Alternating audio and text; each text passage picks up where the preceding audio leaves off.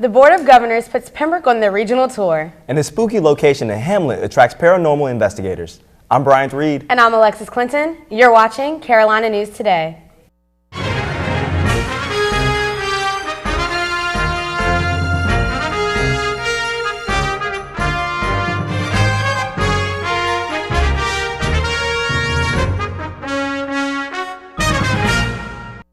New members of the UNC System Board of Governors now know a lot more about the university.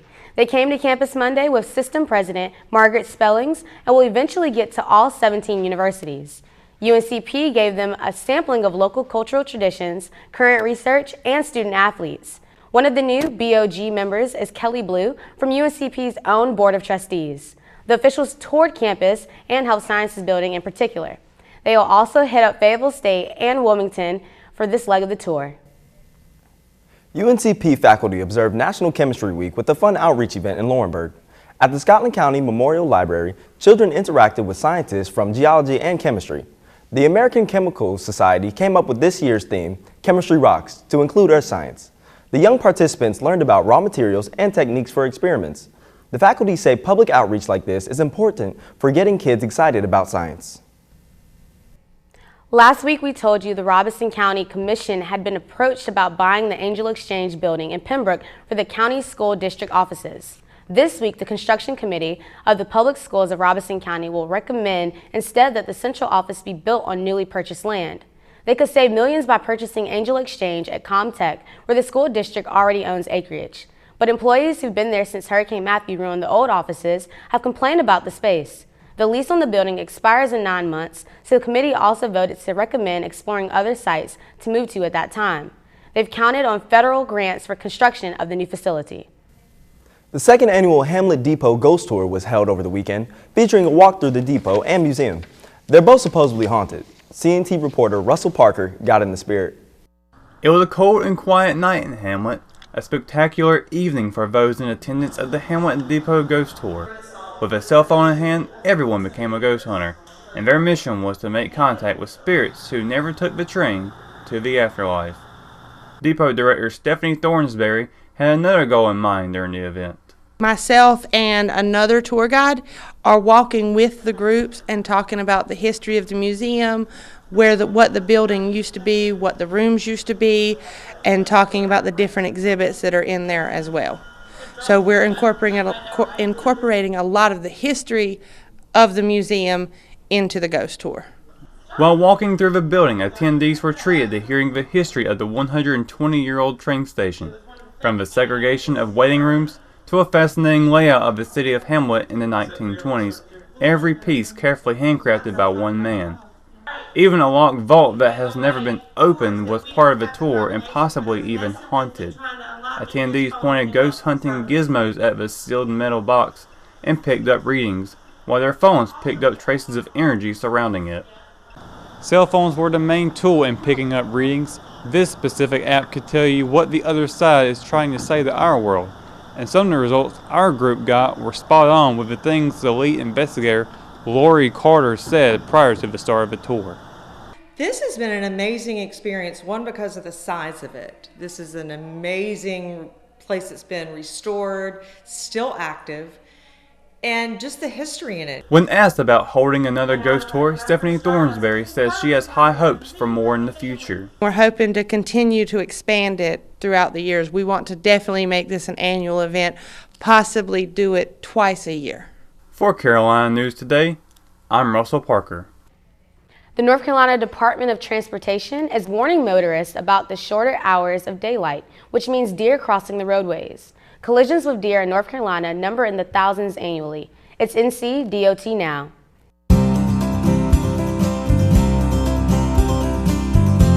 Welcome to this week's edition of NCDOT Now. I'm Steve Abbott.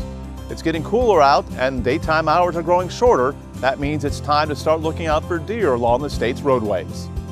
In 2016, North Carolina saw nearly 18,000 animal-related crashes, most of which involved deer. That brings the total over the past 3 years to nearly 54,000 collisions, killing 14 people, injuring over 3,000, and causing $136 million in property damage. For the 14th year in a row, Wake County led the state in the number of animal vehicle crashes with 730, followed by Pitt County with 550 and Guilford County, which had 549 crashes. Counties in the western part of the state have fewer drivers and roads, meaning less animal crashes. Graham County had just 8, while Swain County had 10. To keep you and your family safe this fall, remember to slow down in posted deer crossing areas and heavily wooded areas, especially during the late afternoon or early evening. Don't swerve to avoid a collision with a deer. This could cause you to lose control or veer into oncoming traffic. And deer often travel in groups, so assume if one crosses the road in front of you, there may be others following. For more safety tips, visit ncdot.gov. A special ceremony was recently held in Maxton to dedicate a portion of NC 71 after the late Jimmy Goins, who was killed in a car crash in 2015. Goins was an Army veteran and chairman of the Lumbee tribe of North Carolina from 2004 until 2010. He was praised for helping revitalize the culture and quality of life for the tribe. Joined by more than 100 people, Goins' wife Diane and loved ones unveiled the Jimmy Goins highway sign during the ceremony, while Grady Hunt, the first Lumbee to serve on the North Carolina Board of Transportation, emceed the event. While Teen Driver Safety Week is wrapping up, any time during the year is a good time to remind teenage drivers the best way to stay safe behind the wheel is by always wearing a seatbelt, don't drink and drive, and don't use a cell phone, especially for texting.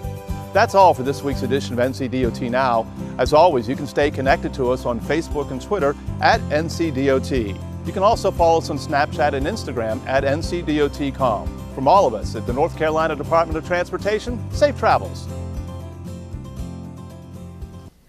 4 North Carolina communities are among the hundreds nationwide that submitted proposals to Amazon for the company's second headquarters. Amazon is calling the facility HQ2, and it's expected to create about 50,000 jobs. The capital investment could be worth about $5 billion to the winning location. The Charlotte region, Piedmont Triad, Hickory, and the Research Triangle worked with state officials to put together incentives and highlight their infrastructure. Amazon won't announce their pick until 2018.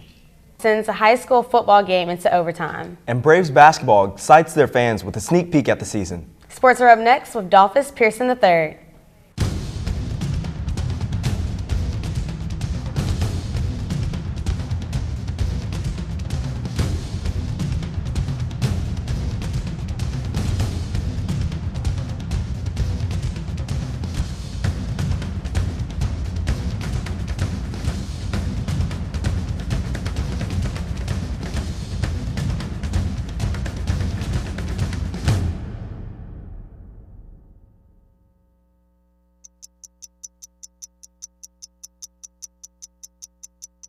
I worked 12-hour shifts at the recycling company with my dad, who's 72. That taught me a work ethic that I carry with me every day.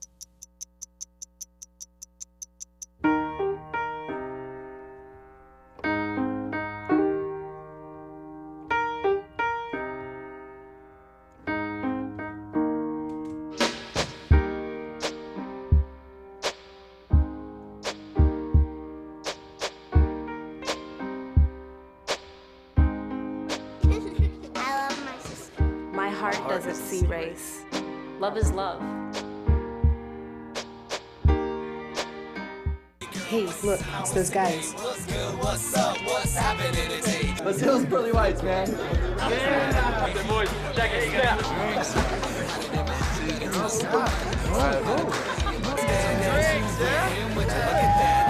Stand up, do my terrors, go compare us.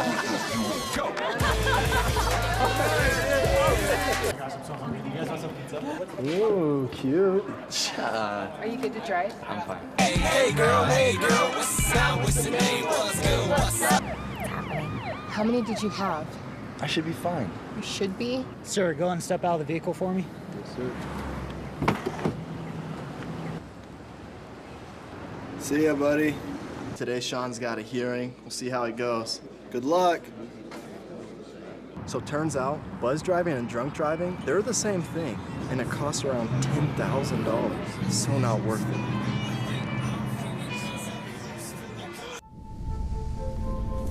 After 15 years of smoking, Eva Marie quit. There's a new lung cancer screening that could save her life. You stopped smoking, now start screening. Learn more at savedbythescan.org.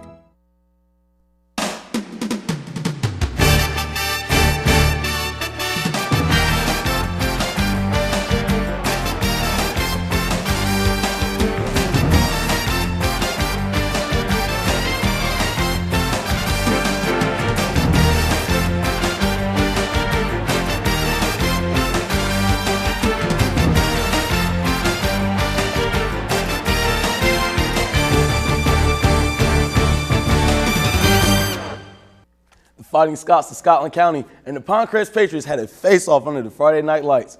Within minutes of the game, Warren Bell throws a short pass to Khalil Smith, who makes a move and takes it in for a 13-yard touchdown. And it's a party in the end zone for Khalil Smith, that is. And the patriotic Scotland fans are absolutely loving it. Once again, next drive, Warren Bell throws to Khalil Smith for a 30-yard pass from the 50-yard line to make the score 14-0, early Scots lead. Warren Bell was having a day as he was at it again, handing the ball off to UGA commit Zamir White, and he runs it in for another score to make it 21-0. Scotland County's head coach, Ricky Brooks, was honored for his service, for his years of service in the community during the game. Much deserved, coach. Then Zamir White takes it to the house again, putting Scotland up 28-0, and the band continues to play on. Now in the second quarter, Pinecrest finally got on the scoreboard with the help of Zathan Lill to make the score 28-7. Pinecrest then cuts the lead in half with another touchdown from Hill, 28-14. Scots are still up big. But trust me, Warren Bell had an answer for that. He would find Bruce Wall with less than a minute left in the half. Then Big Zeus does what Big Zeus does best. Zamir White gets into the end zone for another Scotland touchdown to make the score 34-14 at the end of the half. Scots would dominate in the second half, and the final score of the game was 47-28. St. Paul's High School and West Bladen competed in a dogfight Friday night with playoff berths in sight. To start the game off, West Bladen's quarterback Tyree Boykin scrambles out of the pocket, but is intercepted in the end zone, making it Bulldogs football. Now, how would the Bulldogs react? Quarterback Noah Wheeler finds wide receiver Caleb Inman, who is small in stature, but he maneuvers his way out of traffic and a few would-be tacklers for a St. Paul's touchdown. Bulldogs are up big. However, West Bladen will answer right back, as Boykin would throw a 35-yard pass to Karan Washington to trim the Bulldogs' lead. Now, after the touchdown, they were fearful of a big return. So the Knights squib kicked the ball and it's scooped up by Karan McCormick, who makes a few shifty moves to get the ball in the Knights' territory. And suddenly, a fight breaks out. A few West Bladen players actually leaves the bench to further ensue the altercations. 2 West Bladen Knights were ejected from the game. Quarterback Noah Wheeler then throws a beautiful 40-yard dime to freshman wide receiver Walt C. Jackson, who can't quite catch up to the pass. Very next play, Wheeler again looks for the star freshman receiver down the field, but to no avail, as the ball is nearly picked off by the Knights. What does Noah Wheeler do? Of course, he takes the game into his own hands as he finds the end zone on an 8-yard scamper. Wheeler definitely brought out the fireworks tonight. With his 7-touchdown performance, he helped St. Paul's rout West Bladen 55-28. We had an absolute crazy finish in Fairmont on Friday. The Red Devils of Red Springs traveled down I-95 to face off against the Golden Tornadoes. Fourth quarter action. Red Springs was creeping into Fairmont territory until Lee McLean gets swallowed up by a host of Golden Tornadoes. Fairmont star receiver Jordan Waters then enters the game at linebacker and strips Lee McLean to retain possession and the lead with 2 minutes left to play. Or so it seemed. McLean is on the ground pleading with officials, telling them that his knee was down. The ruling would be overturned. Next possession, quarterback Denton McKeefen scrambles away and then finds Aaron Hunt in the back of the end zone to tie the game up at 12. 45 seconds left. Fairmont's Derek Arnett finds Jordan Waters on a 29-yard completion as Waters gets out of bounds to move the ball to midfield and stop the clock. Arnett then fills the pocket closing in and chucks an absolute prayer up in the air to Javon Morris, only to have it picked off by Red Springs' Wilkerson Monte. It's 12-12, and it's only 4.6 seconds left in the game. Can Red Springs pull off a miracle? Denham McKeefen would finally get the ball and put his all into a pass downfield after scrambling away from a would-be tackler. Unfortunately, the pass will be tipped, and that's the game. And then it's caught by Cody Locklear, who is brought down by Brent McDougal. We're going into OT. Fairmont's Arnett scrambles on 3rd and goal and is determined to get into the end zone. 2 big spin moves, but it's not enough, as it will be 4th and goal, Gordon Tornadoes. Arnett has his eyes on Waters the whole play, despite him being double covered, and the pass is deflected. Red Screen gets the ball back. They've been looking for a huge stop all night. The Red Devils start off possession with a bootleg by McKeithen, but he is stopped by Xavier Covington. 3rd down, Red Screen gives the pitch to Corey West, and he passes the ball to Travis Billinger for a thriller finish in OT. Red Springs will defeat Fairmont for the first time since 2012 by a score of 18-12. The UNCP women's soccer team broke their winning streak over the weekend against North Georgia. Senior Kate Wisner had the first goal of the game in the first half with 3 minutes left on the clock. Jenna Ryan then let 2 shots roll past her, one in the 72nd minute and then one 8 minutes later. Wisner forced North Georgia's goalkeeper to make their second save of the match in the 83rd minute and another in the 89th. The Braves lost 2-1. But this week, they beat USC Aiken 2-1 with the clutch goal in the last 30 seconds of the game. Next home game is Senior Day against Young Harris on Saturday.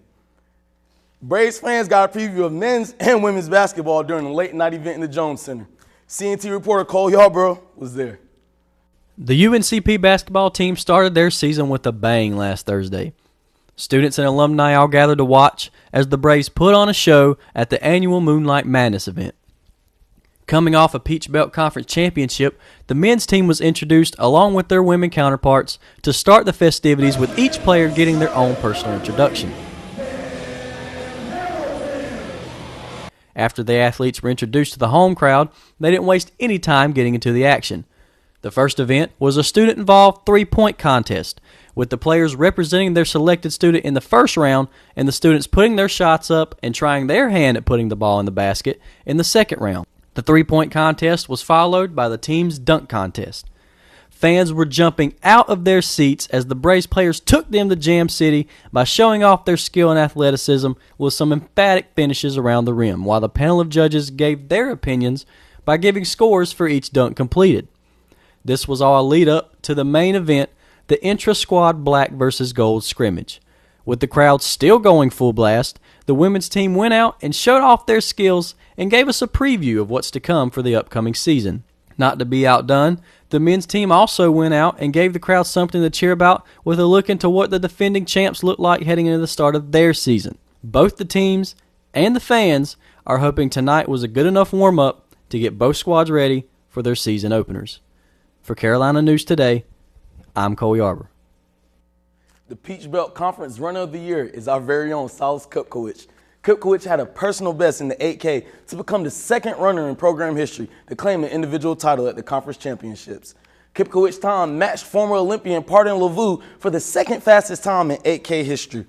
Along with that, he is also marked for the third fastest time in the PBC championship history. Kupkowicz keeps busy as a part-time worker in the library as well as a full-time student. Right now, he's just focused on results. It gives me more motivation because running actually is like my talent, and therefore I get to train more through track and field. I'm preparing not to the next season now, but I'm preparing for the regional. Then after that, you're going for the national. The men's cross-country team claimed multiple awards at the PBC Conference Championship over the weekend. The team came in second place overall. Silas Kupkowicz, Matthew Martin, and Logan Ward all claimed all conference titles, finishing in the top 15 in the men's races. On the women's side, freshman Molly McCain broke her personal best 5K time by 25 seconds to finish in 17th place. She led the Braves to a 5th place finish overall. Riley Axe topped her personal best time by 41 seconds. The men are back in action on November 4th at the NCAA Southeast Regional Championships. I'm Dolphins Pearson III. That's sports. Thanks, Dolphins. And that's it for us. We'll see you for another episode next week for Carolina News Today.